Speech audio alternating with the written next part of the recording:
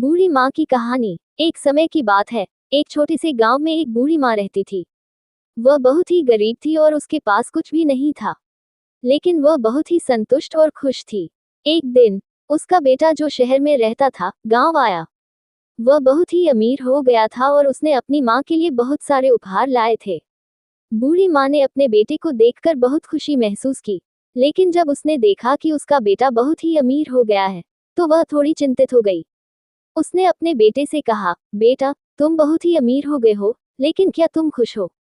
बेटे ने कहा, हाँ माँ, मैं बहुत ही खुश हूँ।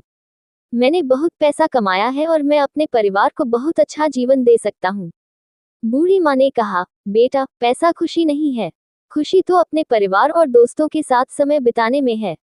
तुम बहुत ही व्यस्त हो गए हो, लेकिन क्या तुम अपने परिवार के साथ समय बिताते हो? बेटे ने कहा, माँ, मैं बहुत ही व्यस्त हूँ। मुझे अपने काम के लिए बहुत समय देना पड़ता है। बूढ़ी माँ ने कहा, बेटा, तुम्हारा काम तुम्हारी जिंदगी का एक हिस्सा है, लेकिन तुम्हारा परिवार तुम्हारी जिंदगी का सबसे महत्वपूर्ण हिस्सा है। तुम्हें अपने परिवार के साथ समय बिताने के लिए समय निकालना चाहिए।